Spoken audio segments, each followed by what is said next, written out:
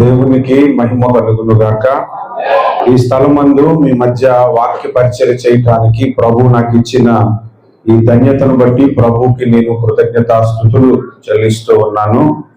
ఈ కర్నూలు ప్రాంతంలో మొట్టమొదటిసారిగా వాక్య పరిచర్య చేయటానికి నన్ను ఆహ్వానించినటువంటి దైవ సేవకులు రెవరెండ్ జాన్ సిరెల్లో గారు. ఇప్పటికీ ఆయనే ఆహ్వానిస్తున్నారు, వేరే వాళ్ళు ఎవరు నన్ను ఆహ్వానించలేదు. అందును బట్టి ప్రభుకి స్తోత్రాలు చెల్లిస్తూ ఉన్నాను. మీ 10వ వార్షికోత్సవానికి కూడా నన్ను స్పీకర్గా ఈ సంవత్సరం ముందు రెండవసారి నన్ను ఇక్కడ పిలవటానికి మరి దైవజనులు నాకు ప్రేమపూర్వకంగా ఆహ్వానించారు.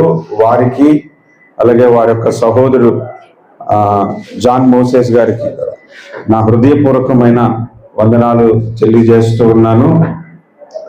మరి ప్రభుదాసు గారి యొక్క దర్శనము మేరకు మరి మందిరములు నిర్మించటం జరుగుతూ ఉంది.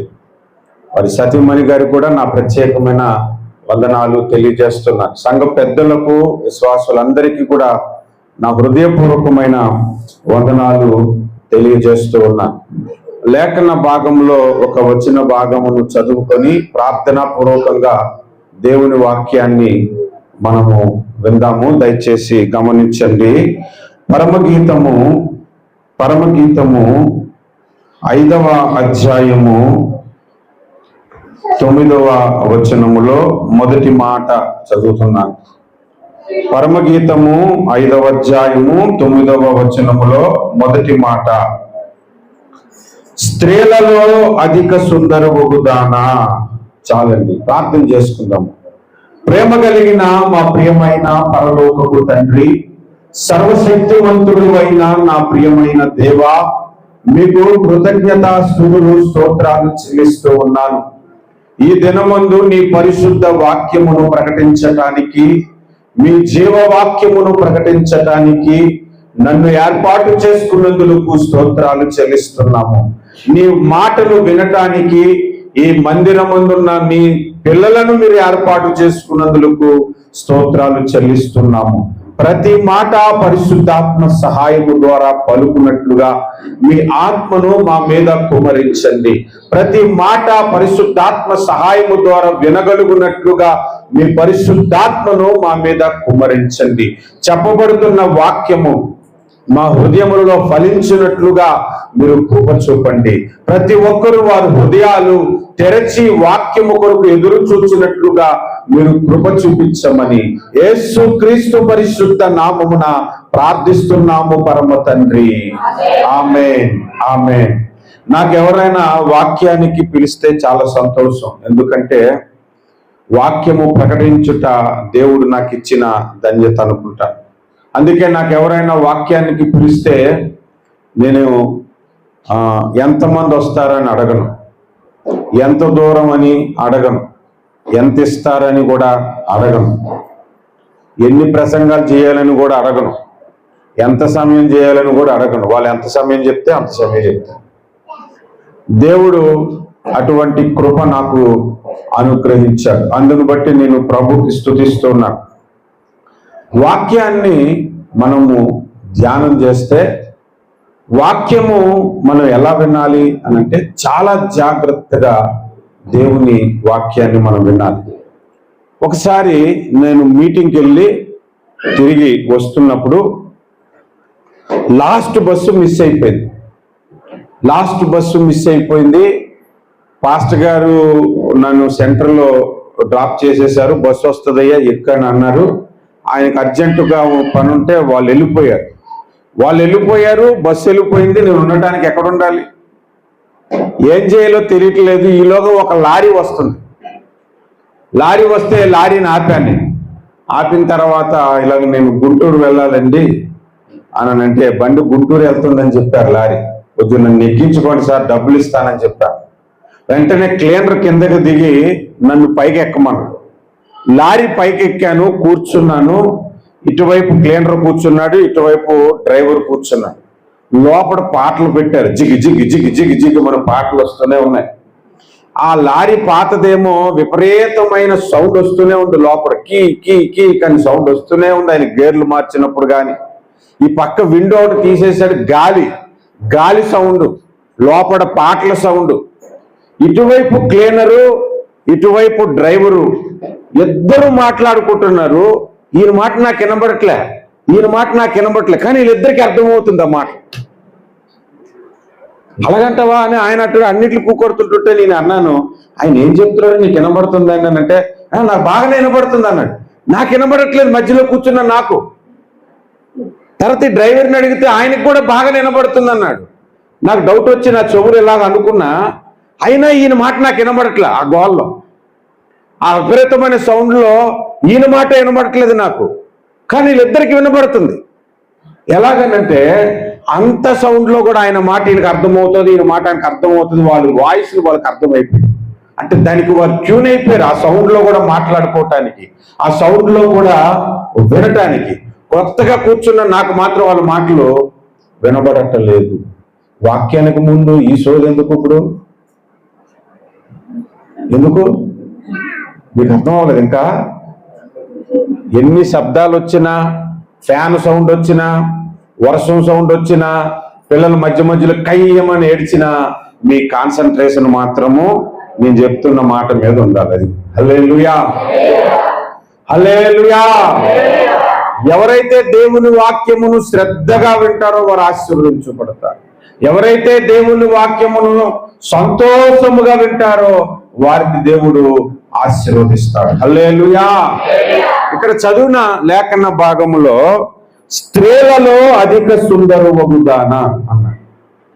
ఇక్కడ స్త్రీలంటే ఎవరు అని చెప్పటానికి రాలేదు, ఆ సుందరం అంటే ఏంటో కూడా చెప్పటానికి రాలేదు. అందులో నాకు కనిపించిన ఒక మాట ఏంటంటే, స్త్రీలు ఉన్నారు కొందరు, వారిలో వారందరికంటే ఒక ఆమె మాత్రము అందంగా ఉంది. స్త్రీలు కొంతమంది ఉన్నారు, అందులో ఒక ఆమె మాత్రము అందరికంటే అందంగా ఉంది, సుందరముగా ఉంది. హల్లెలూయా. ఇప్పుడు మీరు చెప్పండి, అందరికంటే అని చెప్పండి. అందరికంటే. హల్లెలూయా. ప్రతి ఒక్కరికి కూడా అందరికంటే ఎక్కువ చదువుకోవాలని, అందరికంటే అందంగా ఉండాలని, అందరికంటే ఉన్నతముగా ఉండాలని, అందరిలో నేను ప్రత్యేకంగా ఉండాలని ప్రతి ఒక్కరికి ఉంటుంది.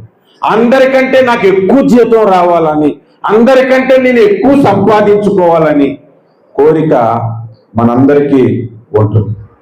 సింగపూర్లో 2016 సంవత్సరంలో తెలుగు చర్చెస్ పాస్టర్స్ అందరం కలిసి ఒక క్రిస్మస్ చేద్దాము అని అందరం కలిసి కూటమి పెట్టుకొని క్రిస్మస్ పెట్టుకున్నాం అన్నమాట. 16 తెలుగు సంఘాలు వారు కలిపి ఒక క్రిస్మస్ కూటమి పెట్టుకున్నాం. అయితే తెల్లవారితే క్రిస్మస్ జరుగుతుందనగా ముందు రోజు మా అందరికి ఒక లీడర్ని పెట్టుకోవాలిగా. ఆయన అన్నాడు, మరి పాస్టర్స్ అందరూ కూడా ఒక ప్రత్యేకమైన డ్రెస్ కోడ్ వేసుకుంటే బాగుంటుందని అంటే, అందులో ఒక వ్యక్తి అన్నాడు, అందరూ కూడా సూట్లు వేసుకుందాము అని అన్నారు అన్నమాట. అనగానే ఆ మాట నా భార్యకు చెప్పాను. చెప్పిన తర్వాత అయితే పదండి బయటికి వెళ్దామని చెప్పి ట్యాక్సీలో షాప్కి తీసుకెళ్ళిపోయి బ్రేజర్లు ఎతుకుతుంది కదా, నాకు ఏది చూసినా నచ్చుతుంది, ఆమెకు మాత్రం నచ్చట్లేదు. ఇది బాగానే ఉందిగా, ఇది వేసుకుందాం అంటే ఆగో, అక్కడికి వెళ్ళిన తర్వాత అందరూ వేరు, నువ్వు ఒక్కరివే వేరుగా కనబడాలి, అలాంటి కలర్ ఎతుకుతున్నానని చెప్పి మెరూన్ కలర్ తీసుకొచ్చింది. అందరూ బ్లాక్ తెచ్చుకున్నారు, వైట్ తెచ్చుకున్నారు, గ్రే కలర్ తెచ్చుకున్నారు, మెరూన్ కలర్ మాత్రం నాది ఒక్కరిదే. ఫోటోలు తీసిన తర్వాత ప్రతి ఒక్కరు అన్నారు, అందరి సూట్లు వేరన్నా నీది ఒక్కరిదే సూట్ డిఫరెంట్గా ఉందని కదా. అంటే నా భార్యకు అందరిలో ప్రత్యేకంగా నేను కనబడాలి. ప్రతి ఒక్కరికి కూడా ఆ కోరిక ఉంటుంది. అయితే ఈ విషయాలు ఆధ్యాత్మిక జీవితంలో మనం అందరికంటే ఉన్నతంగా ఉండాలన్నది ఆలోచించుకోవాలి. హల్లెలూయా. ఆధ్యాత్మిక జీవితంలో ప్రతి విషయంలో నేను ఉన్నతముగా ఉంటే, అందరికంటే గొప్పగా ఉంటే, దేవుని దృష్టికి నువ్వెలా ఉంటావు అది మనం ఆలోచించుకోవాలి. అందరికంటే దేవుడు మనలను ప్రేమించాలి అని అంటే ఏం చెయ్యాలి? అందరికంటే దేవుడు నన్ను ప్రేమించాలంటే, అందరికంటే దేవుడు నిన్ను ఎక్కువగా ప్రేమించాలనంటే నువ్వెలా ఉండాలి, నేనెలా ఉండాలి, మనం ఎలా ఉండాలి అని బైబిల్ చెప్తుంది. అన్నది ఒక్కసారి బైబిల్లోంచి ఒక వచనాన్ని చూద్దాము. ఆది కాండము 37వ అధ్యాయములో, ఆది కాండము 37వ అధ్యాయములో 2వ వచనం మొదట మనం చదివితే, ఆది కాండం 37 2వ వచనము చదవండి. యాకోబు వంశావళి ఇది. యోసేపు 15 ఏండ్ల వాడై తన సహోదరులతో కూడా మందను మేపుచుండెను. అతడు చిన్నవాడే తన తండ్రి భార్యలైన బిల్హా కుమారుల యొద్దను జిల్పా కుమారుల యొద్దను ఉండెను. అప్పుడు యోసేపు వారి చెడుతనమును గూర్చి, అన్నలొక్క చెడుతనమును గూర్చి సమాచారము వారి తండ్రి వద్దకు తెచ్చుచుండువాడంట. ఇతడు చూడండి, వాళ్ళందరు అన్నదమ్ములు చెడుతనమును తీసుకొచ్చి తండ్రి దగ్గర చెబుతున్నాడంట. ఇతడు ఆ చెడును అంగీకరించట్లే, ఇతడు ఆ చెడును చేయట్లేదు. ఇప్పుడు 4వ వచనం చదవండి, ఆది కాండం 37:4. అతని సహోదరులు తమ తండ్రి అతనిని అందరికంటే ఎక్కువగా ప్రేమించుట చూచి. ఎందుకు యాకోబు తన కుమారులందరిలో అతన్ని ఎక్కువగా ప్రేమించాడు? అందరూ ఆయన కుమారులే కదా కదా అందరి మీద ప్రేమ ఉంటుందా ఉండదా? ఉంటుంది. కానీ అందరి మీద ప్రేమ ఉన్న ఈయన మీద ఎక్కువ ప్రేమ ఉంది, అందరికంటే ఎక్కువ ప్రేమించాడు.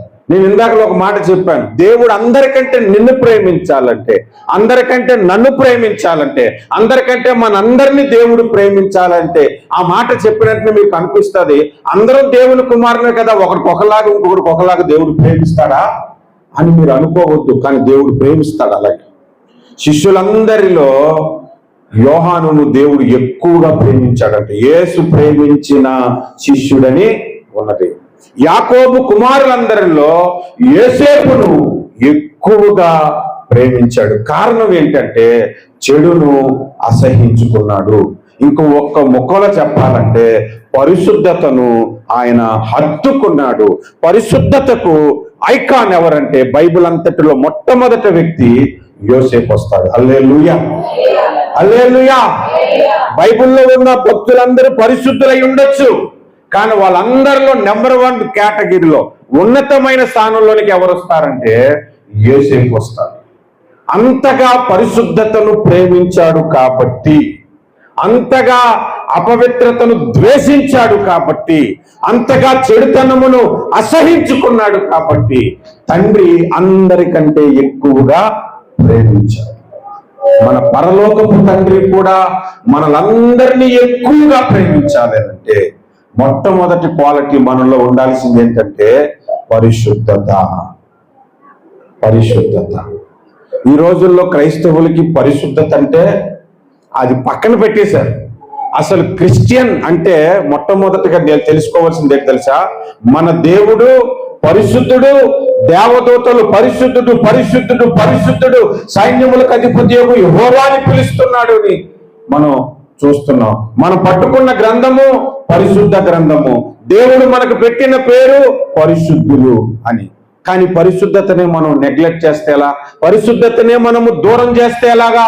ఆ పరిశుద్ధత విషయంలో మనము ఎదగాలి, డిగ్రీలు పొందుకోవాలి. పరిశుద్ధతలో మనం ఎలాగ ఎదగాలి అని అంటే 1 by 1 ఎల్కేజీ నుండి ప్రైమరీ స్కూల్ కి, ప్రైమరీ నుంచి సెకండరీకి, సెకండరీ నుంచి ఇంటర్మీడియట్, బ్యాచిలర్, తర్వాత డిగ్రీకి ఎలాగైతే చదువుతూ ఉంటామో పరిశుద్ధతలో ఎప్పటికప్పుడు ఉన్నతముగా మనము ఎదుగుతూ ఉండాలి. హల్లెలూయా, హల్లెలూయా.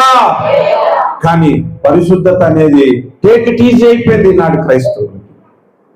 టేక్ ఇట్ ఈజీ అయిపోయింది. కొంతమంది క్రైస్తవులు, కొంతమంది పాస్టర్లు కిందన కామెంట్లలో తిడుతుంటారండి, పచ్చి బూతులు తిడుతుంటుంటారు. వాడు క్రైస్తవుడే. కొంతమందిని ఫేస్బుక్ లో చూస్తుంటాను, ఎవరిదో ఒక పాస్టర్ని ఫోటో పెట్టి ఇది ఇట్లాంటోడు అట్లాంటోడు అని రాస్తే కిందన వీలైనా సరే మనకి ఎందుకని వదిలేరు. నేను ఇప్పుడు వచ్చి ఎవరికి బ్యాడ్ కామెంట్ పెట్టను, గుడ్ కామెంట్ కూడా పెట్టను. ఎందుకు తెలుసా గుడ్ కామెంట్ పెట్టను? గుడ్ కామెంట్ పెట్టిన తర్వాత ఆయన చెడిపోతాడేమో, తర్వాత నన్ను పట్టుకుంటారేమో అని భయం. అందుకే ఎవరికి పెట్టను. అలాగని ఎవరిని పొగడను. నాకు ఇష్టం ఉండదు. పొగిడిన తర్వాత చెడిపోయాడు అనుకోండి, చూసావా పలానోడు పొగిడాడు అంటే ఈడు అట్లాంటి వాడని మనం అంటాం.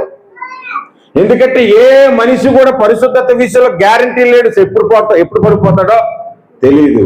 అందుకే నిరంతరము మనం పరిశుద్ధంగా ఉండటానికి ప్రయత్నించాలి. హల్లెలూయా. మీకు పరిశుద్ధతలో 3 స్టెప్స్ చెప్తాను. ఇప్పుడు మొట్టమొదటి విషయం ఏంటంటే, హృదయ శుద్ధి గలవారు ధన్యులు, వారు మీకు తెలుసు దేవుణ్ణి చూచెదరు. పరిశుద్ధత లేకుండా ఎవరు ప్రభువుని చూడలేదు. హెబ్రీ పత్రిక 12లోను మత్తయి సువార్త 5వ అధ్యాయంలో ఈ మాటలు ఉన్నాయి. మనము యేసుక్రీస్తుని అంగీకరించిన తర్వాత బాప్తిస్మం పొందినప్పుడు మన పాపములు కడగబడ్డాయా లేదా? కడగబడ్డాయి. అపోస్తుల కార్యాలు 22:16 ప్రకారంగా బాప్తిస్మమందు మన పాపములు కడగబడ్డాయి. అంటే కడగబడిన తర్వాత మనం పరిశుద్ధులమా కావా? పరిశుద్ధులమే. పరిశుద్ధులమైనప్పుడు మనకి దేవుడు కనిపించాడా? ఇక్కడ ఎవరికైనా కనిపించాడా? మరి హృదయ శుద్ధి గల వారు ధన్యులు, వారు దేవుణ్ణి చూచెదరనుంది. పరిశుద్ధత లేకుండా ఎవరు ప్రభువుని చూడరనుంది. మరి ప్రభు కనబడుతున్నాడా మనకి? ఇప్పటికీ నాకు కూడా కనబడలేదు. కొంతమంది సాక్ష్యాలు చెప్తారండి. ఈ రోజుల్లో సాక్ష్యం అంటేనే దొంగలు. సాక్ష్యాలే పెద్ద దొంగలు. నేను రాత్రి ప్రభువుని చూశాను, ప్రభు నాతో క్లియర్గా మాట్లాడాడు ప్రభు అన్నాడంటే ఆ ప్రసంగం నేను విన్నాను. అక్కడే పెద్ద అబద్ధం ఆడుతాడని సంగతి అర్థమైపోతుంది. మనం యేసు రక్తములో కడగబడ్డాము, కానీ పాపము చేయని పరిశుద్ధులం కాలేదు. అందుకు ప్రభు కనబడ్డాం మనకి.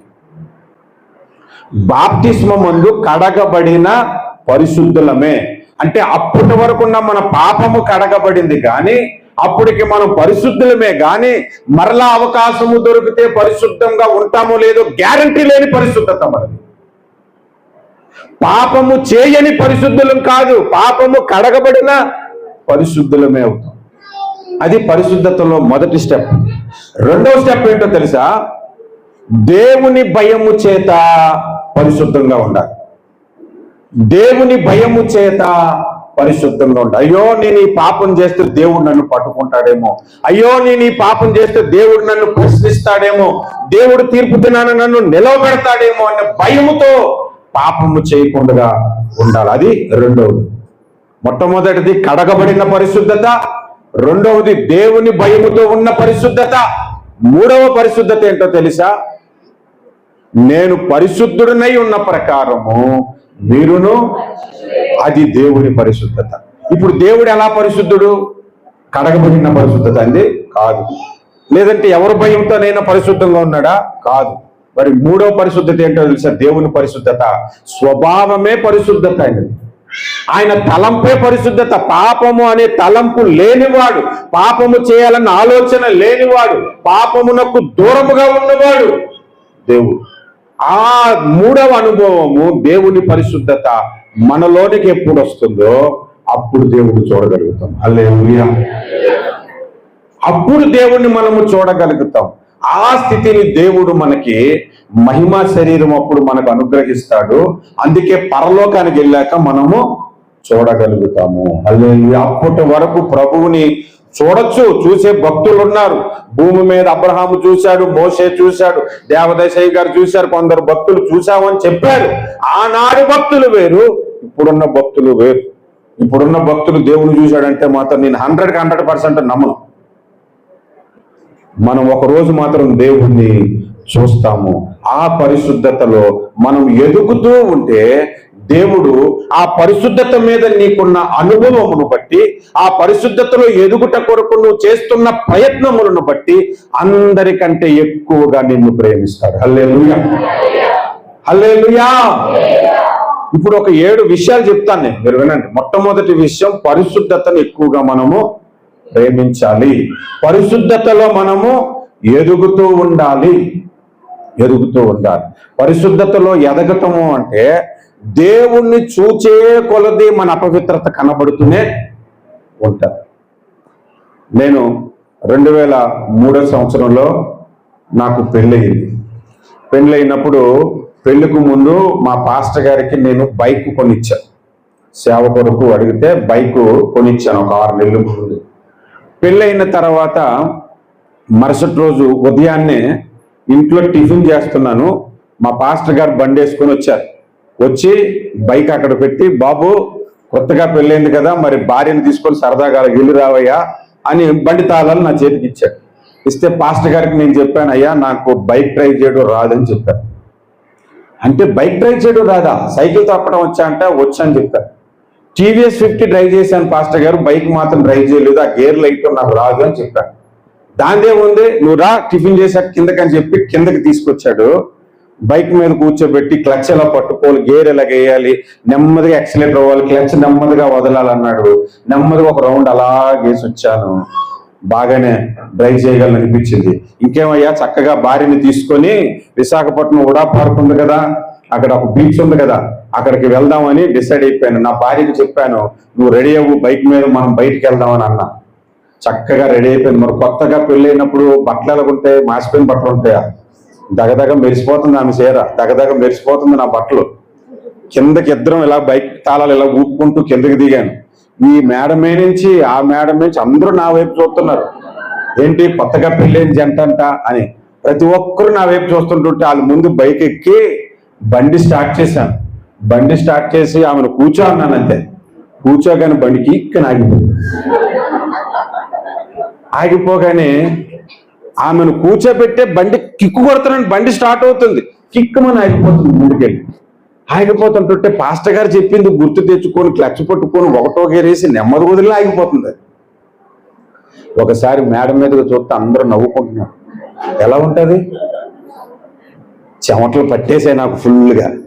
నువ్వు కిందకి దిగాన్నా, మా నాన్న ఎప్పుడైనా బండి స్టార్ట్ అవ్వకపోతే బండిని ఇలా కిందకు ఉంచి లేపి కిక్కు కొట్టివాడు అనమాట. నేను కిందకు ఉంచి దాన్ని మొత్తానికి లేపి కిక్కు కొడితే స్టార్ట్ అయింది. కూర్చో అన్నాను, కూర్చుంది. ఇలా కనుక టిక్కు ఆగిపోయింది. ఆ ఎదురుగా వెల్డింగ్ షాప్ వాడు ఉన్నాడు, దగ్గరికి స్పానర్ ఇలా తిప్పుకుంటూ వచ్చాడు, బండి స్టార్ట్ అవ్వట్లేదని అన్నాడు. పరుగు పోయినట్టు కనిపించింది నాకు. అందరూ నా వైపే చూస్తున్నారు. వచ్చి అప్పుడు చెప్పాడు, ఇది పెట్రోల్ అండి, పెట్రోల్ ఇలాగ ఇవ్వాలని చెప్పాడు. మరి అది పెట్రోల్ కట్టి వెళ్ళిపోయాడు పాస్టర్ గారు. అందుకే అది ఎన్నిసార్లు స్టార్ట్ చేసినా ఆగిపోతుంది. అది నీ హృదయములో పాపమును లక్ష్యము చేసిన ఎడల ప్రభువు నీ మనవి ఆలకింపకపోవునన్న. పెట్రోల్ కట్టితే బండి ఎలా స్టార్ట్ అవుతుంది? నీ హృదయములో పాపమును లక్ష్యం ఉంచితే ప్రభువు నీ ప్రార్థన ఎలా వింటాడు? ఆ పాపమును విడిచిపెట్టినప్పుడే, పరిశుద్ధతలో నువ్వు ఎదుగుతూ ఉన్నప్పుడే అందరికంటే దేవుడు నిన్ను ఎక్కువగా ప్రేమిస్తాడు. దేవుడు ఫస్ట్ క్వాలిటీ ఏం చూస్తాడో తెలుసా? ప్రతి వ్యక్తిలోని పరిశుద్ధతే. ఎన్ని మర్మాలు తెలుసని తెలియ అడగడం, ప్రకటన గ్రంథం అంతా తెలిసా లేదని ముందు చూడడం, అసలు ఇతడు పరిశుద్ధుడా కాడా, పరలోకానికి యోగ్యుడా కాడా అన్న విషయాన్ని మొట్టమొదటిగా చూస్తాడు. అందుకే అందరికంటే ప్రభు ప్రేమను మనం పొందుకోవాలంటే మనలో ఉండాల్సింది పరిశుద్ధత. పరిశుద్ధత. రెండో విషయానికి వెళ్దాం మనం. రెండో విషయానికి ఎస్తేరు గ్రంథము 2వ అధ్యాయము 17వ వచనాన్ని చదువుదాం. ఎస్తేరు గ్రంథము 2వ అధ్యాయము 17వ వచనం. స్త్రీలందరికంటే రాజు ఎస్తేరును ప్రేమించెను, కన్యలందరికంటే ఆమె అతని వలన దయాదాక్షిణ్యములు పొందెను. ఇక్కడ చూడండి, కన్యకలందరికంటే ఎస్తేరు దయాదాక్షిణ్యములు పొందెనంట. అక్కడ కూడా చాలా మంది స్త్రీలు ఉన్నారు, చాలా మంది స్త్రీలు ఉన్నారు. వాళ్ళందరిలో ఎస్తేరునే రాజు ఎందుకు పెళ్లి చేసుకోవాలనుకున్నాడు? వాళ్ళందరిలో ఎస్తేరునే రాజు ఎందుకు దయాదాక్షిణ్యాలు చూపించాడు? వాళ్ళందరిలో ఎస్తేరునే దేవుడు రాజు ఎందుకు ప్రేమించాడు అనంటే, మిగిలిన వాళ్ళు అందంగా లేరనుకుంటున్నారా? వాళ్ళు అందంగానే ఉన్నారు. మిగిలిన వాళ్ళు బట్టలు బాగలేదు అనుకుంటున్నారా? వాళ్ళ బట్టలు బాగానే ఉన్నాయి. అయినా ఎస్తేరునే ఎందుకు ఎక్కువ ప్రేమించాడు? అందరిలో ఆమె ఎందుకు రాజుకి దయ పొందిన దానిలా కనిపించింది? కారణం ఏంటి అనంటే, అక్కడ హేగే అని ఒక వ్యక్తి కనబడతాడు. అతని దగ్గర ఉండుటకు ఈ కన్యకలందరినీ పంపించారట. ఆ హేగే ట్రైనింగ్ ఇచ్చాడు వాళ్ళందరికీ, ఎలాంటి సుగంధ ద్రవ్యాలు పూసుకోవాలి, స్నానం చేసేటప్పుడు ఎలా చేసుకోవాలి, బట్టలు ఎలా ధరించుకోవాలి, ఎలా రాజుగారి ముందు నడవాలి, రాజుగారి ముందు భోజనం ఎలా చేయాలి, రాజుగారి ముందు మాటలు ఎలా మాట్లాడాలి, అన్ని నేర్పించడం అన్నమాట. అలాగన్నీ నేర్పించిన తర్వాత యాజ్ ఇట్ ఈజ్గా హేగే చెప్పినట్లుగా చేసిన వ్యక్తే ఎస్తేరు. ఇప్పుడు రాజుగారి ముందు నడవటం అంటే ఎలా నడవంటే చాలా క్లాస్గా నడాలి. ఎలా నడిచింది అనుకోండి, నచ్చుతుందా రాజుగారికి? నచ్చదు. నేను ఒకసారి హైదరాబాద్ పెళ్లికి వెళ్ళినప్పుడు పెళ్లి కూతురు స్టేజ్ అంతా ఇలా నడుస్తుంది. అందరూ ఆశ్చర్యపోవటమే. మాట్లాడేటప్పుడు ఎలా మాట్లాడాలి, ఏందే అన్నది అనుకో, నచ్చుతుందా?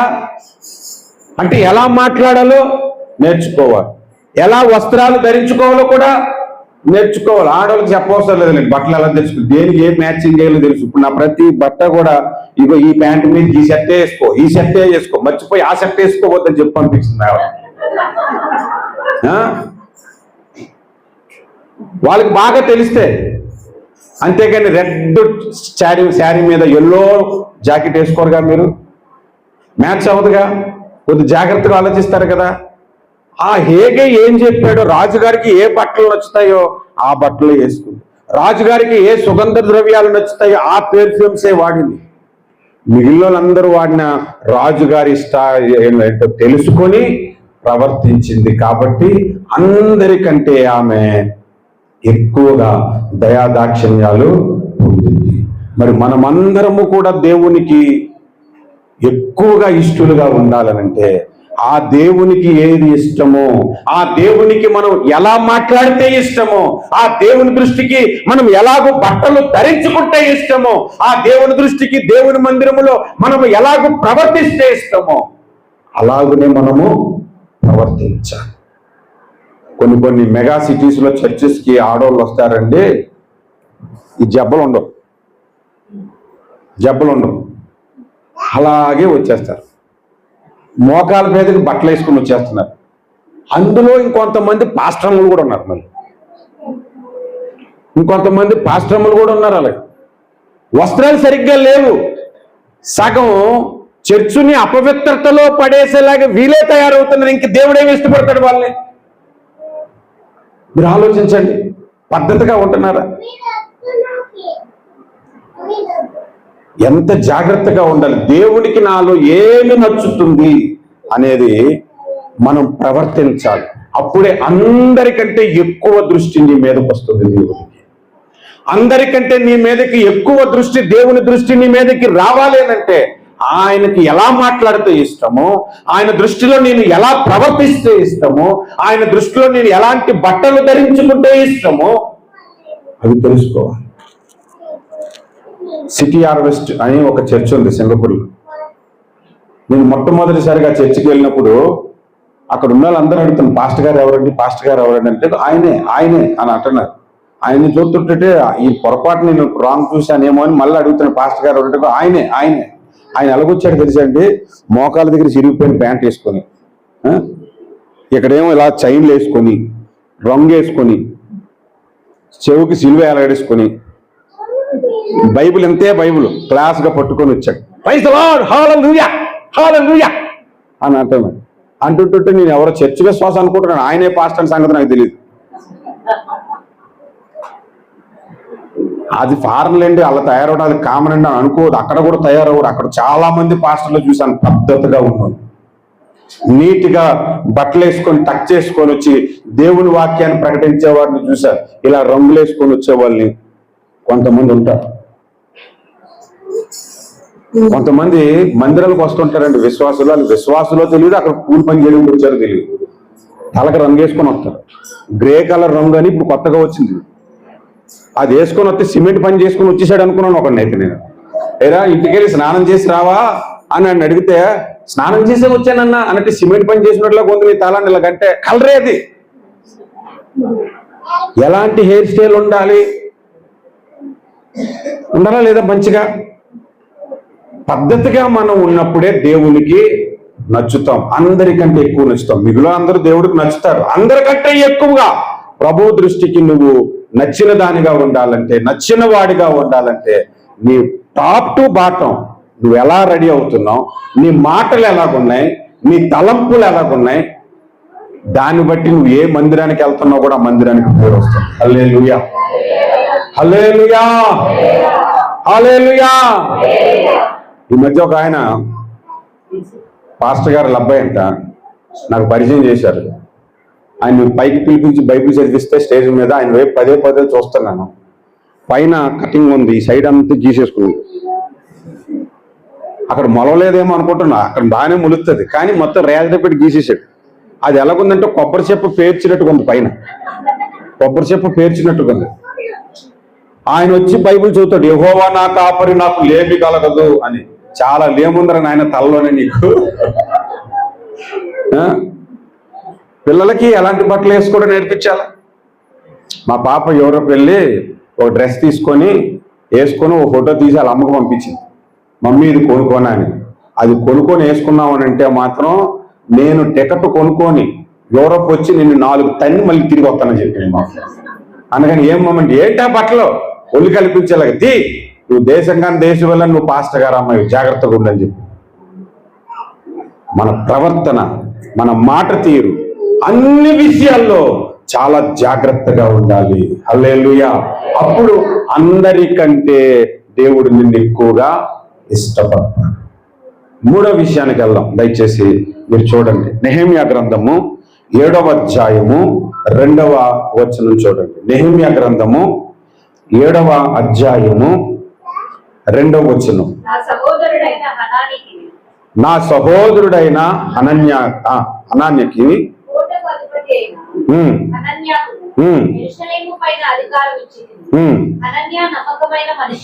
హనన్యా నమ్మకమైన మనుష్యుడు, అతని కంటే ఎక్కువగా, అందరికంటే ఎక్కువగా దేవుని యందు భయభక్తులు.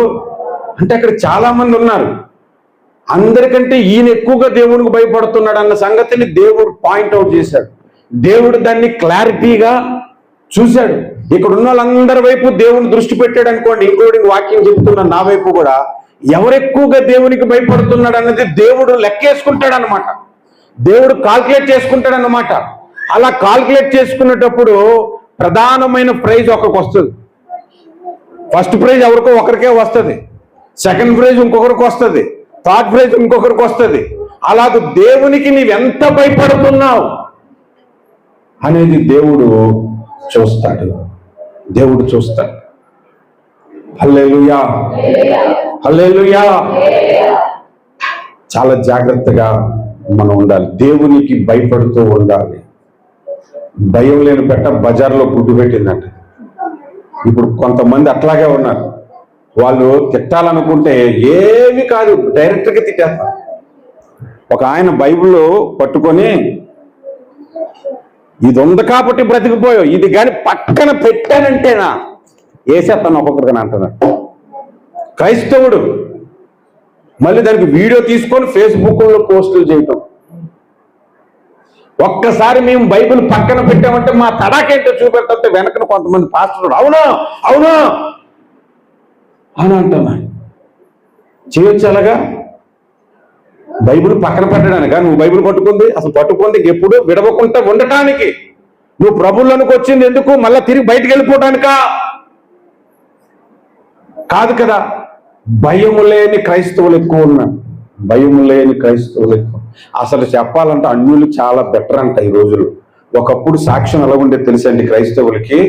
ఒకసారి నేను సింగపూర్ వెళ్ళక మునుపు నేను మా ఫ్రెండ్ బండి మీద వెళ్తున్నాం. ఆయన ప్రభువు నమ్ముకున్నా, నేను ప్రభువు నమ్ముకున్నా. పెట్రోల్ బంక్ దగ్గరికి వస్తే ఒక ఆయన పరస్ కింద పడిపోయింది.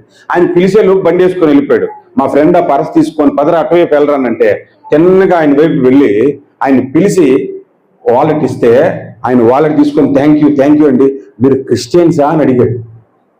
మీకెలా తెలిసాడు అంటే క్రిస్టియన్సేనండి ఇలా చేస్తారు అని అన్నాడు. అది ఒకప్పుడు క్రైస్తవుల సాక్ష్యం.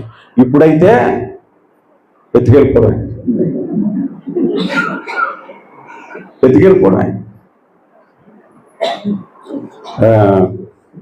పెట్టల వేమవరం అని ఒక ఊరు ఉంది. ఆ ఊరిలో ఒక పాస్టర్ గారు ఉన్నారు. ఆయనే చెప్పాడు ఈ సాక్ష్యం నాకు. ఏం చెప్పాడంటే రైల్వే స్టేషన్లో కూర్చున్నాడంట బైబిల్ పట్టుకొని. ఒక ఆయన ఇలాగ వెళ్ళిపోతుంటుండగా 2000 రూపాయల నోట్ పడిపోయింది.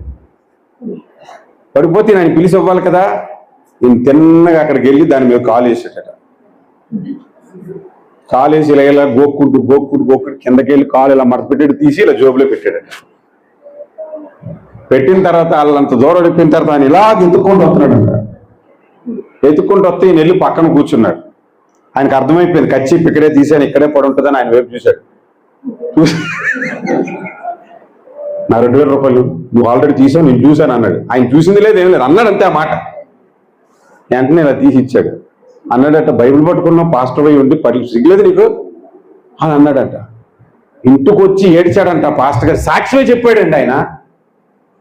ఇంటికి వచ్చి ఏడ్చాడంట, నాకు అవసరమై దేవుడిని అడిగితే దేవుడు ఇచ్చేవాడే, కానీ నేనెందుకు అలా చేశాను అని. మనం ఎలా ఉంటున్నాం? దేవుని యందు భయభక్తులు కలిగే ఉంటున్నావా? దేవుడు అంటే భయం కలిగి జీవిస్తున్నావమ్మా? దేవుని భయం మనకుంటే మనం ఎలా బ్రతుకుతాం తెలుసా? అసలు ఎప్పుడైనా మీరు ఆలోచన చేసుకోండి. ఈ రోజుల్లో క్రైస్తవులు త్వరలు కొట్టేసే క్రైస్తవులు ఎక్కువైపోయారు, చిటికలేసే క్రైస్తవులు ఎక్కువైపోయారు, కబర్దారని పిలిచే క్రైస్తవులు ఎక్కువైపోయారు, దమలాట్లకు వచ్చేద్దాం రా అని పిలిచే క్రైస్తవులు ఎక్కువ, నాకు దమ్ముందని చెప్పుకునే క్రైస్తవులు ఎక్కువైపోయారు. మోకరించి ప్రార్థించే క్రైస్తవులు తక్కువ, పరిశుద్ధతను గురించి ఆలోచించే క్రైస్తవులు తక్కువ, ప్రేమించే క్రైస్తవులు తక్కువైపోయారు. దేవుని భయము లేని వ్యక్తులు ఎక్కువగా ఉన్నారు.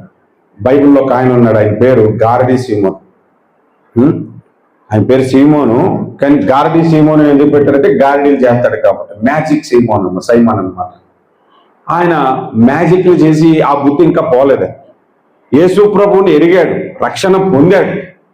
అక్కడికి అపోస్తులు రక్షణ పొందిన వారి మీద అభిషేకం కొరకు రక్షణ పొందిన వారందరూ పరిశుద్ధాత్మను పొందాలని చెప్పి సమరయ పట్టణంలోనికి వచ్చి వారి మీద చేతులు ఉంచుతుంటే ఒక్కొక్కరు పరిశుద్ధాత్మను పొందుకోవటం, కింద దబేలు పడిపోవటం, కొందరు ప్రవచించటం, కొందరు భాషలు మాట్లాడటం, కొందరు ద్వారా అద్భుతాలు జరగటం, కొందరు ద్వారా ప్రవచించటం జరుగుతుంటే ఈ సీమోను చూశాడు. నేను ప్రవచించాలి, నేను అభిషేకం పొందుకోవాలి అనుకోలేదు ఆయన. ఆయన ఏమనుకున్నాడు తెలిసి ఇంకొద్దిగా ఎక్కువ ఆలోచించేశాడు. నేను ఎవరి మీదైనా చేతులు ఉంచితే వాడు పడిపోవాలి, నేను ఎవరి మీదైనా చేతులు ఉంచితే వారి భాషలు మాట్లాడాలి, నేను ఎవరి మీదైనా చేతులు ఉంచితే వారు ప్రవచించాలి, ఆ వరం నాకు కావాలి అనుకున్నాడు. అక్కడితో కూడా అది కూడా పర్లేదు, ఒప్పుకోవచ్చు. కానీ కొద్ది డబ్బులు తీసుకెళ్లి పేదల చేతిలో పెట్టి ఉంచు, నాకు అలాంటి అభిషేకం కావాలి, నాకు ఇవ్వాలంటాడు. అప్పుడు పేతురు ఏమన్నాడు తెలుసండి? అపోస్తుల కార్యాలు 8:21 నీ హృదయము చెడిపోయింది, దేవుని ఎదుట నీ హృదయము సరైనదిగా లేదు. అందరి దృష్టికి ఆయన ఒక భక్తుడు, అందరి దృష్టికి ఆయన ఒక బాప్తిసం తీసుకున్న వ్యక్తి, అందరి దృష్టికి ఆయన పరిశుద్ధాత్మను కోరుకున్న వ్యక్తి. కానీ దేవుని దృష్టికి అతడు దృష్టి ఎలా ఉందంటే, అతడు ఆలోచన ఎలా ఉందో మీరు ఆలోచించాలి. చాలా మంది పరిశుద్ధాత్మను పొందుకోవాలని కోరుకుంటుంది, కానీ రాంగ్ వేలో దాన్ని పొందుకోవటానికి ప్రయత్నిస్తారు. చాలా మందికి భాషలు మాట్లాడాలనే కోరిక ఉంటుంది, కానీ రాంగ్ వేలో దాన్ని పొందుకోవటానికి ప్రయత్నం చేస్తారు. దేవుని భయం లేని వారు, దేవుని భయముతో మనం జాగ్రత్తగా ఉండాలి. దేవుని భయములో మనం ఎంతగా డిగ్రీ పొందుకుంటాం, ఎంతగా దేవునికి భయపడుతూ ఉంటామో అంతగా దేవుడు నిన్ను ఇష్టపడతాడు. హల్లెలూయా, హల్లెలూయా, హల్లెలూయా. ఎన్ని విషయాలు చెప్పుకున్నాం? 3 విషయాలు చెప్పుకున్నాం. 4వ విషయానికి వెళ్దాం, దయచేసి చూడండి. 4వ విషయం మొదటి దినవృత్తాంతాల గ్రంథము 4వ అధ్యాయము 9-10 వచనాలు మీరు చూడండి. యబ్బేజు తన సహోదరులందరికంటే ఘనము పొందినవాడే ఉండెను. వేదన పడి ఇతని కంటినని అతని తల్లి అతనికి యబ్బేజు అని పేరు పెట్టెను. చూశారంటే, తన సహోదరులందరికంటే అతడు ఘనత పొందాడంట. అంటే అంతకుముందు తన సహోదరులందరికంటే హీనుడు, తన సహోదరులందరికంటే ఘనత అతనికి లేదు. కారణం ఏంటి అనంటే, అతని పేరు వేదన అంటే, అతని తల్లి వేదనతో కన్నది కాబట్టి వేదనని పెట్టిందంట. అతని పేరును బట్టి కూడా ద్వేషించారు. అతని బ్రతుకు కూడా అలాగే ఉంది. ఆ తర్వాత అతడు ప్రార్థన చేశాడంటండి. ఏమని ప్రార్థన చేశాడు చదవండి అక్కడ. ఎబ్బేజు ఇశ్రాయేలు దేవుని గూర్చి మొరపెట్టి, నీవు నన్ను నిశ్చయముగా ఆశీర్వదించి నా సరిహద్దులను విశాలపరిచి నీ చేయి నాకు తోడుగా ఉండజేసి నాకు కీడు రాకుండా దానిలో నుండి నన్ను తప్పించమని ప్రార్థింపగా దేవుడు అతని మనవి ఆలకించి అతనికి దయచేశానంట.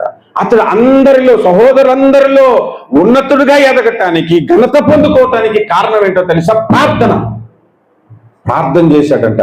ప్రభువా, ఆ సహోదరి కంటే నేను ఆధ్యాత్మికంగా ఎదగలేకపోతున్నాను, ఎదగాలి, ఇంకా నేను ఎదగాలి, ప్రార్థనలో ఎదగాలి, పరిశుద్ధతలో ఎదగాలి, విజ్ఞాపనలో ఎదగాలి, బైబిల్ చదువుటలో ఎదగాలి, బైబిల్ గ్రంథమును అర్థం చేసుకున్నట్లో ఎదగాలి, పరిచర్యలో నేను ఎదగాలి అని నువ్వు ఎప్పుడైనా ప్రార్థన చేసుకుంటున్నావా? నీ ప్రార్థన గంటలు గంటలు ఉంటుందా? ఒక గంట సమయం ప్రార్థన చేయగలిగిన సామర్థ్యం మీకుందా? అసలు ఎలా ప్రార్థనలు చేస్తున్నారు? ఎలా మొరపెడుతున్నారు మీరు? మీ ప్రార్థన ఉన్నతముగా ఉంటే, మీ ప్రార్థనలో నీతి ఉంటే, మీ ప్రార్థనలో పరిశుద్ధత ఉంటే, మీ ప్రార్థనలో విశ్వాసం ఉంటే, మీ ప్రార్థన దేవునికి ఇష్టమైనదైతే, అది గంటల గంటలు చేసే ప్రార్థన జీవితమైతే దేవుడు నిన్ను మెచ్చుకొని ఆశీర్వదిస్తాడు. అందరికంటే నిన్ను ఘనమైన వాడిగా, ఘనమైన దానిగా, ఘనమైన సంఘముగా దేవుడు ఆశీర్వదిస్తాడు. హల్లెలూయా. పిచ్చి పిచ్చి ప్రార్థనలు చేసేవాళ్ళని ఈ మధ్యకాలంలో మనం చూస్తున్నాం. ఒక ఆమెకంట తన అల్లుడికి బంగారం కొనాలనుకుందంట. ప్రభా, బంగారం పరలోకంతో బంగారం కట్టావు, నాకు ఇవ్వుగాక అన్నాను. 2 అడుగులు వేసాను, నెక్లెస్ పడిందంట. నెక్లెస్ రోడ్డు త్వరగానే తీసుకొచ్చింది, దేవుడు ఇచ్చాడు. సిలిండర్ అయిపోయింది. పరిశుద్ధాత్ముడ సిలిండర్ అంటే ఇంట్లో సిలిండర్ వచ్చేసిందంట. ఎన్ని అబద్ధాలండి! పిచ్చి పిచ్చి ప్రార్థనలు కాదవి, పిచ్చి పిచ్చి ప్రార్థనలు కాదవి. మనం నమ్మకంగా ప్రార్థన చేయగలగాలి. దేవుడు కార్యాలు చేసేది, దేవుడు అద్భుతాలు చేసేది. ఫారెన్ నుంచి ఇండియాకి ఎవరైనా కానుక పంపిస్తారు, ఇండియా నుంచి ఎవరైనా ఫారెన్ కానుక పంపిస్తారా? వేరే దేశానికి. మీకు ఒక అద్భుతం చెప్తాను. ఒకరోజు ఒక ఆమె నాకు ఫోన్ చేసింది, చాలా కాలం కింద, 10 years అవుతుంది. నాకు ఫోన్ చేసి ప్రేయర్ చేయించుకుంటుంది. ఎప్పుడు ప్రేయర్ చేస్తాను, అయ్యా నీ వాక్యం వింటాను, చాలా లోతుగా చెప్తున్నారు, నేను గ్రహిస్తున్నాను అని చెప్తూ ఉంటుంటే, అవునమ్మా అవునమ్మా అని నేను డల్గా మాట్లాడుతున్నాను. ఏంటయ్యా డల్గా మాట్లాడుతున్నారు, ఒంట్లో బాగోలేదంటే, బాగానే ఉందంటే నాన్న. ఎందుకు అలా డల్గా మాట్లాడుతున్నారంటే, మా పాపకి నేను ఫీజు కట్టలేదండి, 5 నెలల నుంచి స్కూల్ ఆపేస్తా ఉంటున్నారు, పాస్ క్యాన్సిల్ చేస్తా ఉంటున్నారు, ఇండియాకి పంపించేస్తా ఉంటున్నారు, అందుకే కొంచెం డల్గా ఉన్నానులే అమ్మా, ప్రార్థన చేయండి అన్నాను. ఆమె వయసు 65 సంవత్సరాలు. 65 సంవత్సరాల ఆమెకి నేను ఆ సమస్య చెప్తే నాకు ఏం సహాయం చేస్తుందండి? ప్రార్థన చేస్తుందనే చెప్పాను. ఎంతయ్యా ఫీజు? ఒక 5,000 పంపించమంటావా అని అంది. 5,000 రూపాయలు. అమ్మా, మా పాపకి నెలకి 1,00,000 రూపాయలు, 5 లక్షలు కావాలని చెప్పాను. 5 లక్షలా? సరే అని అంది. అన్న తర్వాత పాపం పెద్దావిడికి మర్చిపోయి ఉంటుంది అనుకున్నా. అరగంట తర్వాత ఫోన్ చేసి 5 లక్షలు రెడీగా ఉన్నాయి, ఎలా పంపించమంటావు అని అడిగింది నన్ను. అమ్మా అని అన్నాను నేను. 5 లక్షలు ఉన్నాయా అనంటే నాకు నమ్మకం కుదరట్లేదు. ఉన్నాయా అనంటే ఉన్నాయి, నేను విజయవాడలో ఉన్నానయ్యా, ఎవరైనా ఉంటే పంపించానంటే, అమ్మ నిజమేనా అని అడిగితే, నిజమేనయ్యా, వీడియో కాల్ చేసి నీకు చూపెడతానని అంది. నాకు డబ్బుడికి డౌట్ వచ్చింది. 65 సంవత్సరాలు అమ్మ ఆవిడ దగ్గర 5 లక్షలు ఉండటం ఏంటి అరగంటకి అని వీడియో కాల్ చేపిస్తే కట్టలు అలా పెట్టి ఇలా వీడియో చూపించింది. నా కళ్ళు చిక్కుమన్నాయి. వెంటనే మా బావమరిదిని పంపిస్తే 5 లక్షలు కలెక్ట్ చేసుకొని వెస్ట్రన్ నాకు మనీ పంపించాను. కానుకయ్యా అనంది. ఆశ్చర్యం కాదండి అది? దేవుడు ఎలాంటి కార్యాలైనా చేయటకు సమర్థుడు.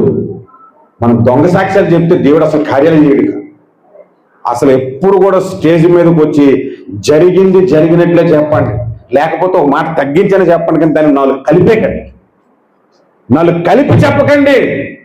అది చాలా డేంజర్, చాలా డేంజర్. కనుక దేవుని భయముతో మనం ఉండాలి. మన ప్రార్థన ఉన్నతంగా ఉంటే దేవుడు మనందరికంటే హెచ్చిస్తాడు, అందరికంటే ఎక్కువగా మనలను ప్రేమిస్తాడు. హల్లెలూయా, హల్లెలూయా. 4 విషయాలు చెప్పుకున్నాం. 5వ విషయానికి మనం వెళ్దాం. దయచేసి చూడండి, లూకా సువార్త 21వ అధ్యాయము 1 నుండి 3 వచనాలు మీరు చూడండి.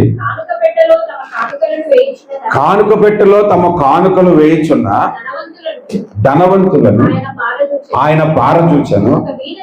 ఒక పేద విధవరాలు 2 కాసులు అందులో వేచుండగా ఆయన చూచెను.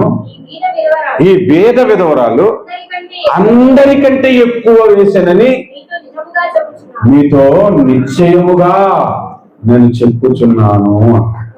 ఇక్కడ చూడండి, కానుక అందరికంటే నేను ఎక్కువ ఇయ్యాలి అనే తలంపుతో ఎవరైనా ఇక్కడ ఉన్నారా? ఉన్నారా ఎప్పుడైనా? ఆమె ఉన్నదంతా వేసేసింది. ఏమేసింది అంటే 2 కాసులు. అక్కడ ధనవంతులు ఉన్నారు, వాడు 10 కాసులు వేసి ఉండొచ్చు. ఒక ఆయన, ఇంకొక ఆయన 20 కాసులు వేసి ఉండొచ్చు. 10 కాసులు వేసిన ఆయన దగ్గర 100 కాసులు ఉన్నాయి, 10 కాసులు వేశాడు. 20 కాసులు వేసేది ఆయన దగ్గర 1000 కాసులు ఉన్నాయి, 20 కాసులు వేశాడు. ఈయన దగ్గర 2 ఉన్నాయి, 2 కూడా తెచ్చేసేసి. ఎవరు ఎక్కువ వేశారు అంటే దేవుడికి ఒక లెక్క ఉంటుంది. ఆ లెక్క ప్రకారం ఆలోచిస్తే అందరికంటే ఈమె ఎక్కువ వేసి, అందరికంటే ఈమె ఎక్కువ వేసి. ఒకసారి నేను మీటింగ్స్ పెడితే చాలా కష్టమైపోయింది, డబ్బులు సెట్ అవ్వలేదు. నేను అనుకున్నాను మీటింగ్ క్యాన్సిల్ చేసేద్దాం, ఒక 4 నెలల తర్వాత పెడదాం డబ్బులు కుదిరిన తర్వాత అని. అనౌన్స్ చేస్తున్నా కూడా ఎవరు స్పందించలేదు చర్చిలో. ఒక ఆయన మాత్రం $4,000 తెచ్చి కానుక డబ్బులు పడేసాడు. $4,000 అంటే 2 లక్షల రూపాయలు. ఎందుకంటే ఆయన అంటే ఈ వచనం చదివాడంట, నా జీవితంలో ఒక్క ఆదివారం అన్నా, ఒక్కసారన్నా అందరికంటే మందిరానికి వచ్చేవారు అందరికంటే ఎక్కువ ఇవ్వాలి అనుకున్నాడంట. ఒకసారి అందరి వైపు చూశారంట. ఒక ఆయనకి సాఫ్ట్వేర్ ఇంజనీర్, ఆయన $1,000 వేస్తాడేమో, ఆయనకంటే నేను ఎక్కువ వేయాలి. ఒకవేళ ఈయన 2,000 వేస్తాడేమో, ఆయనకంటే నేను ఎక్కువ వేయాలి. ఈ వారం ఎలాగైనా అందరికంటే నేను ఎక్కువ వేసి దేవుని దృష్టికి నా కానుక కనబడాలి అని ఆలోచించి, ఇక ఎవరు కూడా 4,000 అయితే వేయరు అని డిసైడ్ అయిపోయి $4,000 కానుక వేశాడు. మీటింగ్ కొరకు నా ప్రార్థన, వాక్యం చదివితే దేవుడు ఆయనతో మాట్లాడటం, మీటింగ్ జరగటానికి అవసరమైన మనీ ఒక్కరి ద్వారా వచ్చేసింది. దేవునికి స్తోత్రం. హల్లెలూయా. మీ జీవితంలో ఎప్పుడైనా సరే అందరికంటే ఈ వారం ఎక్కువ కానుక నేను వేయాలని సమర్పించుకొని 1 వారం వేసి చూడండి, దేవుడు ఎలాగ ఆశీర్వదిస్తాడు. కానుక విషయంలో కూడా పై చేయగానే మన చెయ్యి ఉండాలి. ప్రార్థన విషయంలో కూడా పై చేయగానే మన చెయ్యి ఉండాలి. ఒక్కొక్కసారి కొంతమంది గురించి ఏమంటారు తెలుసా? ఆ మీద చాలా పెద్ద చెయ్యమ్మా, కొద్ది కూర అంటే ఇంత వేస్తుంది. నిజంగానే కొంతమంది కూర వేస్తే ఇంత వేస్తారు. అట్లాంటి వాళ్ళని భోజనాలు వడ్డించి దగ్గర పెట్టామనుకోండి, ముందు బంతులోకి అయిపోతుంది, మిగిలిన దొరకవు. అట్లాంటి వాళ్ళు ఎప్పుడు పెట్టకండి. మీరు ఎట్లాంటి వాళ్ళు పెట్టాలంటే, గుంటూరులో ఉదయాన్నే టిఫిన్ తింటున్నాం ఒకటి దగ్గర, ఆ చట్నీ వేస్తాడు. చట్నీ 2 సార్లు అడగాలి. ప్రతిసారి అడిగినప్పుడు ఇంత తెస్తాడు, ఇలాగ అంటాడు, కొద్దిగా పడుతుంది, మళ్ళీ వెనక్కి వచ్చారు. అది వేసి తీసినప్పుడు నేను ఒకసారి అడిగేశాను, అన్న గరిటలు ఎంత తీస్తావు కదా, అంతా ఇవేందుకు బెల్ల తీసేస్తావు, నువ్వు ఎలా నేర్చుకున్నావు అని అడిగాను ఒకసారి. మళ్ళీ 3వ సార్లు అడిగితే 3 సార్లు తిన్నాడు చట్నీ అని అంటారు. మళ్ళీ అది వేస్తే కదా నేను తినేది. పెట్టే విషయంలో మీది పెద్ద చెయ్యి ఎలాగుందో, దేవునికి ఇచ్చే విషయంలో మీ చెయ్యి పెద్దదైతే దేవుడు ఆర్థికంగా కూడా మిమ్మల్ని ఆశీర్వదించడం మొదలు పెడతారు. హల్లెలూయా, హల్లెలూయా. ఇంతకీ ఈ విషయాలన్నీ ఎందుకు చెప్తున్నానంటే, అందరికంటే అతి సుందరముగా నీవు ఉండాలి అని అంటే దేవుని దృష్టికి ఇవన్నీ చేయాలి. పరిశుద్ధతలో అందరికంటే మించిన వాడిగా ఉండటానికి ప్రయత్నించాలి. ప్రార్థన విషయంలో అందరికంటే 10 నిమిషాలు ఎక్కువైనా నేను చేయగలగాలి అనుకోవాలి. అందరికంటే దేవునికి భయపడే విషయంలో నేను ఇంకా ముందుకుండాలి అన్నట్లుగా మనం ఉండాలి. అపోస్తలుడైన పౌలు అంటాడు, గురి యొద్దకే నేను పరిగెత్తుచున్నాను. 10 మంది పరిగెత్తేవాడు గెలవాలని పరిగెడతాడు కదా, అలాగే మీరందరూ కూడా పరిశుద్ధతలో నేను ముందుండాలి అన్నట్టుగా రావాలి. ప్రార్థనలో నేను ముందుండాలి అన్నట్టుగా రావాలి. ప్రవర్తన విషయంలో నేను ముందుండాలి అన్నట్లుగా పోటీ పడుతూ వస్తూ ఉంటే ఆ ప్రయత్నంలోనే దేవుడు మనలందరినీ అందరికంటే ఎక్కువగా ప్రేమించటం మొదలు పెడతారు. హల్లెలూయా. అందరికంటే మీరు బహు సుందరముగా ఉన్నారని దేవుడు ప్రేమించటం మొదలు పెడతాడు. హల్లెలూయా, హల్లెలూయా. ఇంకొక మాట చూద్దాం బైబిల్లో నుంచి. మత్తయి సువార్త 23వ అధ్యాయము 11-12 వచనాలు చూడండి. మీలో అందరికంటే గొప్పవాడు మీకు పరిచారకుడై ఉండవలెను. హల్లెలూయా. ఇప్పుడు చూడండి, అందరికంటే గొప్పవాడై ఉండాలంటే ఏం చేయాలి? చేయరక్కడే అచ్చుడు అని నువ్వు సూపర్వైజింగ్ చేస్తే దేవుడు హెచ్చించడు. నువ్వే పని చేస్తేనే దేవుడు హెచ్చిస్తాడు. నువ్వు ఎంత తగ్గించుకుంటే అంతగా దేవుడు హెచ్చిస్తాడట. హల్లెలూయా. ఎంత తగ్గించుకుంటున్నావు మనం? ఎంత తగ్గించుకుంటున్నావు? మా చర్చికి ఒక డాక్టర్ వచ్చేవాడండి. ఆయన వచ్చేటప్పుడు కాలు మీద కాలు అలా వేసుకొని చర్చ్ అంతా అలాగే ఉండేవాడు. అక్కడ కూర్చునేవాడు, కాలు మీద కాలు అలా వేసుకున్నాడు. కాలు మీద కాలు దించడు ఆయన. అసలు కాలు మీద కాలు దేవుని సన్నిధిలో దించడు. ఒకరోజు నేను ఆయన వైపు చూస్తూ ఏమన్నానంటే, ఆయన వైపు చూస్తూ, ఇప్పుడు దేవుడు ఇక్కడ నిల్చొని ఉన్నాడు, ఆయన ముందు ఇలాగే కాలు వేసుకొని కూర్చోగలమా మనం అని అన్నాను. కాలు ఇలా తీసి పక్కన పెట్టాడు. కూర్చోగలం అలాగా? అసలు మనం కుర్చీల్లో కూర్చోడమే పెద్ద ఎక్కువ చెప్పాలంటే. ఏదో మనకి ఇప్పుడు మన శరీరం బలహీనమైన శరీరం కాబట్టి మోకాలు నొప్పులు అవి ఉంటాయని అలా కూర్చుంటాం. ఏసన్ గారు చర్చికి పోయారనుకో, ఒక్కడికి కూర్చుండదు, వాళ్ళకి కూర్చుంటుంది, ఎదురు కూర్చుంటుంది, ఎవరికి కూర్చుండదు. ఏసేకి ఒకరికే కూర్చుంటుంది అక్కడ. మీరు ఇంకా ఎంత ధన్యులంటే, బోధించేవాడు కూర్చొని బోధించాలి, వినేవాళ్ళు నిల్చొని వినాలి ఒరిజినల్ గా అయితే. ఎందుకంటే మత్తయి సువార్త 5వ అధ్యాయం 1వ వచనంలో ఆయన కొండ ఎక్కి కూర్చొని నోరు విప్పి బోధించుచుండగా అందరూ నిల్చొని ఆయన బోధ వింటున్నారు. నేను కూర్చొని చెప్పాలి, మీరు నిల్చొని వినాలి. మిమ్మల్ని అందరినీ కూర్చోబెట్టి నేను నిల్చొని వాక్యం చెప్తున్నాను. మీరు ధన్యులు, నన్ను మెచ్చుకోవాలి ఈ విషయంలో. దేవునికి స్తోత్రం కలుగునుగా. హల్లెలూయా. అంటే మీరు ఎంతగా తగ్గించుకుంటేనే అంతగా హెచ్చింపబడతారు. చాలా మందికి తగ్గించుకునే లక్షణం ఉండదు, హెచ్చించుకునే లక్షణం. ఒక చెరువు ఉందంటండి. చెరువు, ఆ చెరువులో చుట్టూ చీమ పుట్లు ఉన్నాయి, చీమలు ఉన్నాయి. ఏనుగు అక్కడికి స్నానం చేయడానికి వచ్చింది. స్నానం చేయడానికి వచ్చి 2 కాళ్ళు ముందుకు దూకి పెట్టి వెనకాలతో ఇలా దూకింది. దూకి ఇలా కొంచెం ముందుకెళ్ళగానే ఆ ఏనుగు బరువుకి ఆ నీళ్ళు ఇలా పొంగి ఆ చుట్టూ వెళ్ళిపోయేసరికి చీమల పుట్లు అన్నీ తడిసిపోయి, కొన్ని చీమలు నీటిలో కొట్టుకుపోయాయి, కొన్ని ఈదుకుంటూ పైకి ఎక్కేసాయి. ఒకే ఒక్క చీమ మాత్రము ఏనుగు మీదకి ఎక్కేసింది. ఈ వీదుకుంటూ చుట్టూ వచ్చిన చీమలు అంటున్నాయంట, ఆ చీమను చూసి తొక్కేరా వాడిని, నలిపేరా వాడిని అని అంటున్నాయంట. ఎవరిని? ఏనుగుని.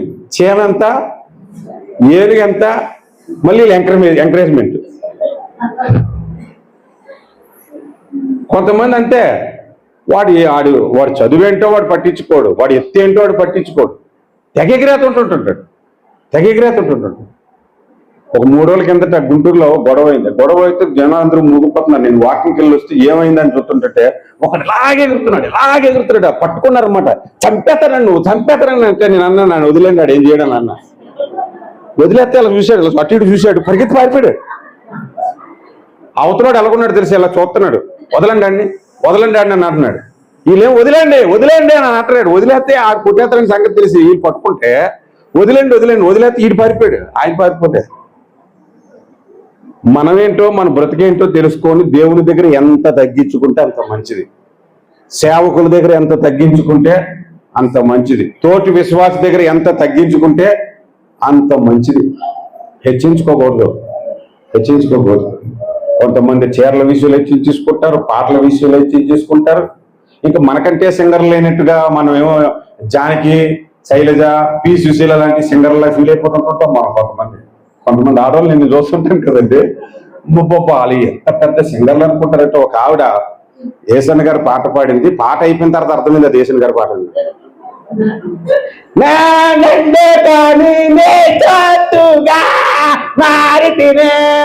అని అనగానే ఆ పాట పెట్టినాను. పాట పాడిన తర్వాత మైక్ ఎవరికి ఎత్తినట్టు రెండో పాట పాడింది, మూడో పాట మైక్ వదలదు, పాట పాడడం రాదు, గొంతు బాగోదు. పాపం పాస్టర్ గారు ఆమె దెబ్బకి చాలా చక్కగా పాడేవాను, ఆయన పాడేవమ్మా, ఈయన చక్కగా పాడేవనగానే ఆమె మైక్ వదలదు. మనం ఎలా పాడగలము?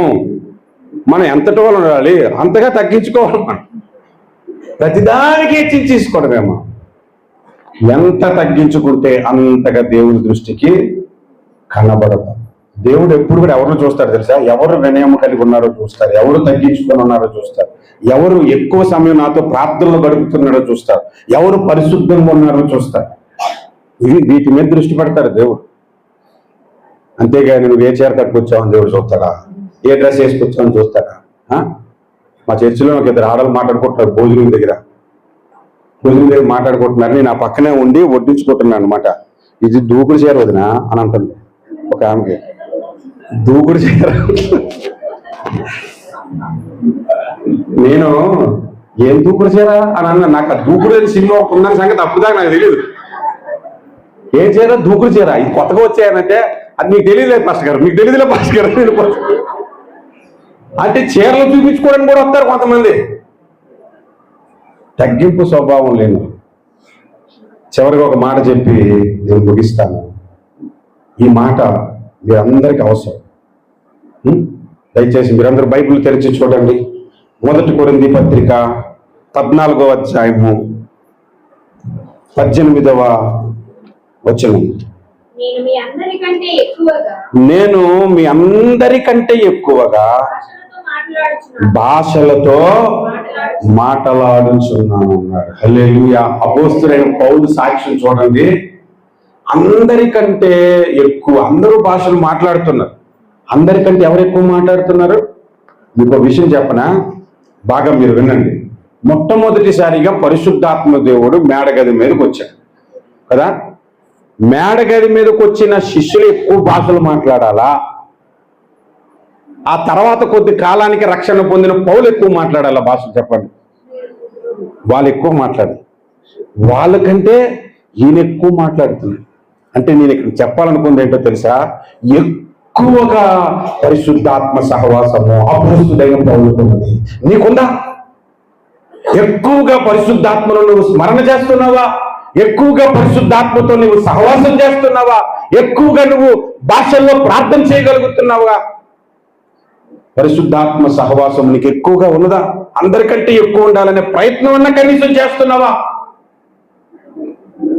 మాకు ఎక్కడ కుదురుతుంది బ్రదర్? మా డ్యూటీ, ఇంటికి రావాలి, పిల్లలు చూసుకోవాలి, వాళ్ళకు ఉండి పెట్టాలి, ఇవి చేయాలి, ఇంట్లో కూరగాయలు కానీ నేను బయటికి వెళ్ళాలి, మేము వంట చేసుకోవాలి, ఇవన్నీ చేసుకొని వస్తాం. మీరంటే పాస్టర్లు ఖాళీ కూడా మీకు పనా పాట అన్నట్టు ఉంటుంది కొంతమంది. అసలు మాకంటే ఎక్కువ మీకే బెటర్. ఎందుకంటే పని చేసుకుంటూ ప్రార్థన చేయొచ్చు, ఇంకా రకరకాల వ్యక్తులు పరిచోతులు వాళ్ళ కొరకు ప్రార్థన చేయొచ్చు. మాకేముంది? గదిలో కూర్చుంటే గది, మా భార్య, పిల్లలు తప్ప ఇంకేముంది, సంఘం తప్ప. మీకు రకరకాల మనుషులు చూస్తారు. ఎంతసేపు ప్రార్థించవచ్చు, ఎన్ని అంశాలు ప్రార్థించవచ్చు, ఎంతగా దేవుని సహవాసం కలిగి మీరు ఉండొచ్చో. ఎక్కువగా పరిశుద్ధాత్మతో ఇక్కడ ఎంతమంది సహవాసం చేస్తున్నారు? ఎక్కువగా భాషలు మాట్లాడాలి అని ఎంతమంది ప్రయత్నం చేస్తున్నారు? నేను నా భార్యకు పెళ్లి చేసుకుంటానని ప్రపోజల్ తెచ్చాను 2003లో. నా ఫస్ట్ కాల్ ఆమెకు ఫోన్ చేసి ఏమండి అని పిలిచేవాడిని మొదట్లో. ఏమండి విజయ్ గారు, నేను మిమ్మల్ని పెళ్లి చేసుకుందాం అనుకుంటున్నాను అన్నాను. అంటే నన్ను పెళ్లి చేసుకుందాం అనుకుంటున్నావా? నన్నే ఎందుకు చేసుకోవాలనుకుంటున్నా, అంతమంది ఉన్నారు కదా అని అడిగింది.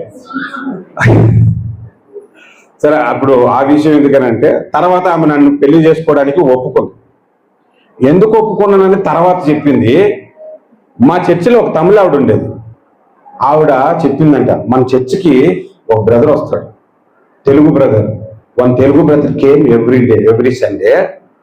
ఆ ప్రార్థన రూమ్లోనికి వెళ్తాడు, 5 గంటలు 6 గంటల తర్వాత బయటకు వస్తాడు అని నా గురించి చెప్పిందంట. అంతే, నా ప్రపోజల్ కంటే ఆమె చెప్పిన దానికే నాకు ఇప్పటిపోయిందా? అవునా? అయితే అట్లాంటి వాళ్ళు పెళ్లి చేసుకుంటే మంచిదని. నిన్నే మా మ్యారేజ్ డే ఆ విషయాన్ని నాకు గుర్తు చేసింది. అసలు నేను ఎందుకు పెళ్లి చేసుకున్నాను తెలుసా?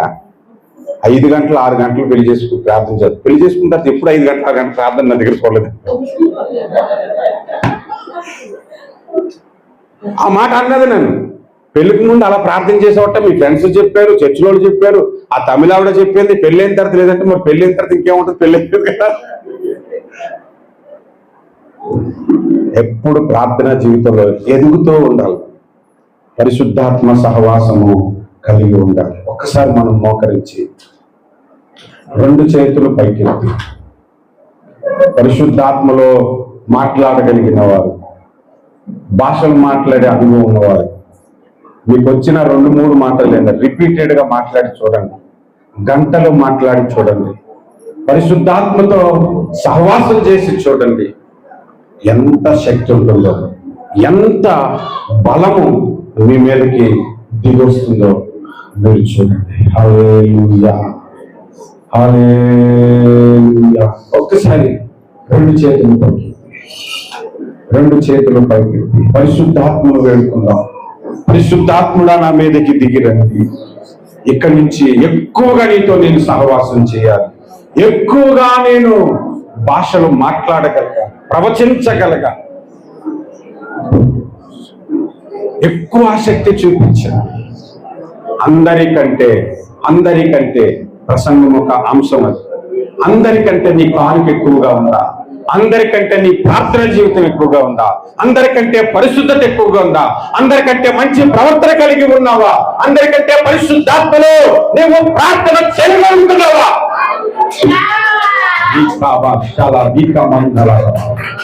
Ramanda riba shakala rikebala rokoria hatra derianda andal rimandala riba shekre elma heskel rikeba rokos kirianda la ramanda. Hallelujah. ప్రార్థన ఈ నోరు బాగుగా తెరవమని బైబిల్ చెప్తుంది.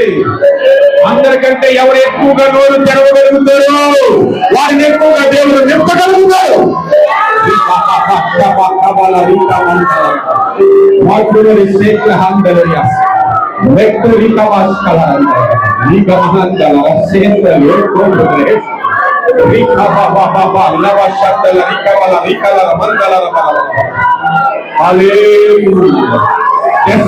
సంఘము కంటే బెరయా సంఘము గనులుగా ఎంచబడిందంట.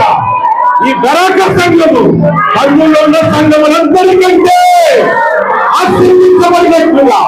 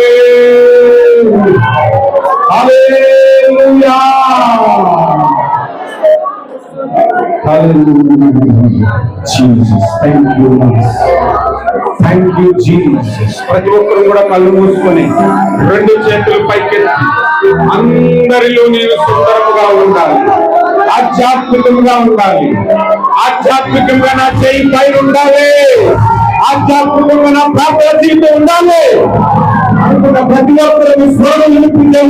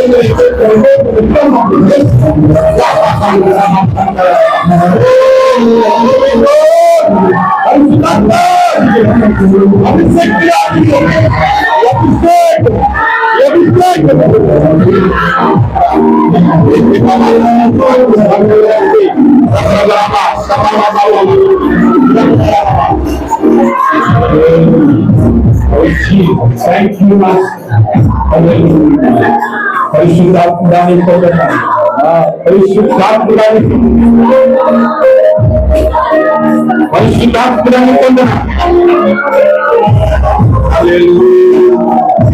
మూలమైన గర్భాలు దేవుడు తెలుస్తున్నాడు. ఈ ఆర్థికంగా దేవుడు ముందు బలపరుస్తున్నారు. ఈ ధరాక సంఘం యొక్క దేవుడు ఆత్మ నుంచి ప్రకాశిస్తున్నది.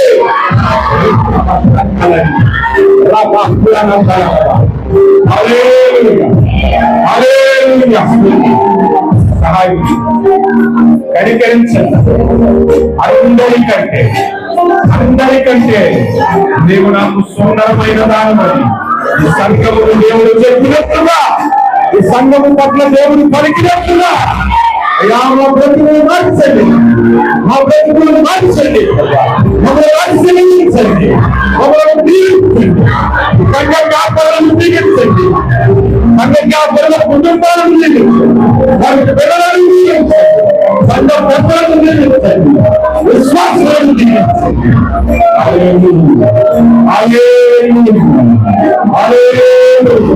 ఇదిగో పరిశుద్ధ మేఘము ఈ సంఘము మీదకి దిగివచ్చున్నది. ఈ సంఘములో నీకు దిగివచ్చుంది.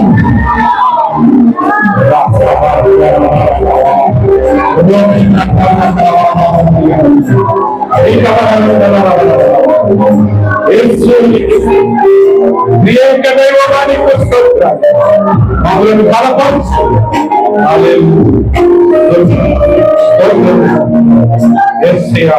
నామమున ప్రార్థిస్తున్నా. ఆర్థికంగా ఎంతమంది ఇబ్బందులు యేసు నామములో వారి పరిస్థితి బాగుంది.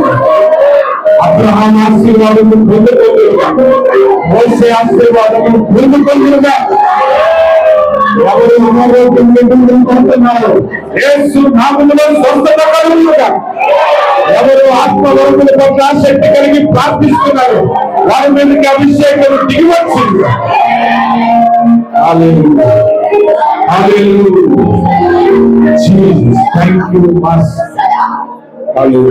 ప్రేమ కలిగిన మా తండ్రి, రేపు దినమందు జరగబోయే కూడాలన్నింటిలో సహాయం చేయండి. యేసు నామమున ప్రార్థిస్తున్నాను. ఆమేన్. ఆమేన్. థాంక్యూ.